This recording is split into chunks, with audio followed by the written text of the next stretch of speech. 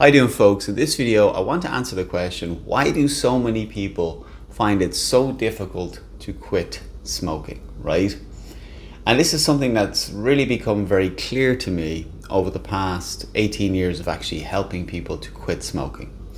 And from being an ex-smoker myself, I can really understand what it is that keeps people trapped and what makes it so difficult for us to get out of that trap. So the first thing really is this: nicotine is actually not that physically addictive. Now, the studies bear this out, you can read it in all the books.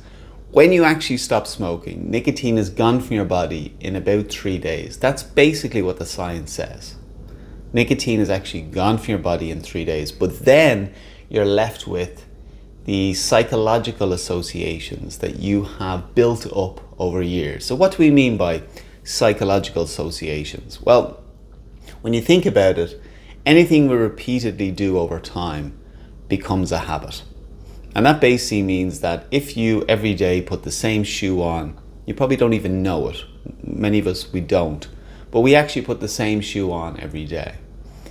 And if you do that repeatedly over time, that becomes your default psychological association. That becomes your default habit. Smoking is no different. When people are smoking, you are smoking in the morning, cup of tea, the back door, get into your car, maybe you smoke in your car, maybe when you go to work. And because you've done this repeatedly over time, there's a part of your brain that thinks these things go together. When he's in this situation or when she's in this situation, you need to smoke. And it's important you understand this, because this is 80-90% of the smoking habit, just purely routine. You see, our brains are wired to form habits. And the reason why we form habits is because it saves us energy. That's what habits do. They lower the activation energy needed to perform a task. And in many situations in your life, it's good that you have habits. It's good that we have habits, right? We do something, we don't even think about it. We go to the shower, we brush our teeth, we do our exercise, whatever it is, whatever you're in the habit of doing, you'll find it easier to do because your brain and your body will just optimize for anything that we repeatedly do. And when I say optimized, it becomes more efficient. And unfortunately, bad habits can fall into this efficiency, this lower threshold for creating doing an actual habit. But going beyond that, of course, people have the idea in their head that smoking helps them in some way. It helps to relieve stress.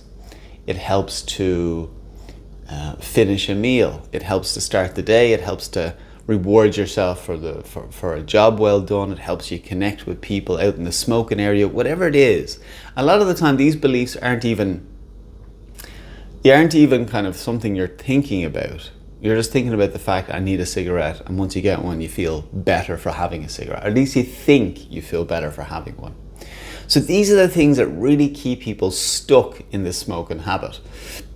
And in order to really break that and make it so much easier to actually quit, that's why taking a psychological approach, that's why really beginning to unpack and bring out into the open and shine the light of understanding and consciousness and awareness on your problems in a way that you just won't be able to look and experience those same beliefs and thoughts as you did before. Because when you can do that, you are literally rewiring your brain. Now listen, we're always rewiring our brain. If ever you take up a new habit, you're rewiring your brain. So rewiring our brain is just the way in which we adapt, grow, and learn.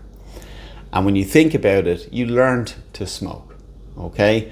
And then you practiced and repeated that learning over and over again, and you began to associate different situations, different emotional states, different contexts, different people with smoking.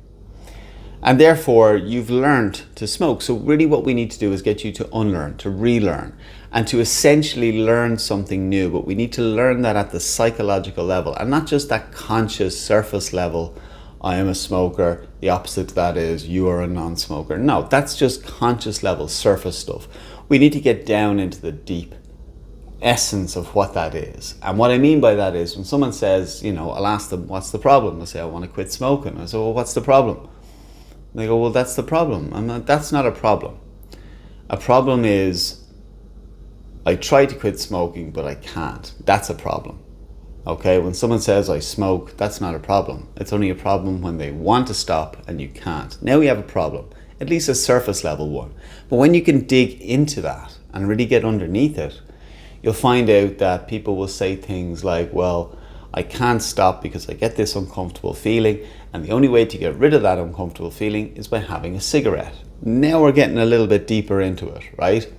But what you'll find is that many people think that smoking is the only way to get rid of that feeling that they have. They think it's the only way that they can deal with stress. They think it's the only way that they can finish a meal. But of course, that's not true. It's just the one that you've been habitually conditioned into believing is the only way. And once you can find other ways, and I don't mean just like, oh, go for a walk or, do something different. That's one way, and that can be useful. But when you can really get into that deeper emotional, instinctive part of the mind and begin to get that part of the mind to start finding new options where you can feel an uncomfortable feeling and then be able to deal with it in a better way other than smoking, that's where people begin to have choice again. That's where you begin to enjoy that sense of freedom, where you realize that you have other choices. And ultimately, all therapy, all coaching is about choice. You're giving people choice back. You're not taking choice away. And so many people think about quitting smoking as I'm quitting something, I'm giving up something. But in actual fact, you're not. You're just finding more and better and healthier ways to get whatever need that smoking was giving you in the past.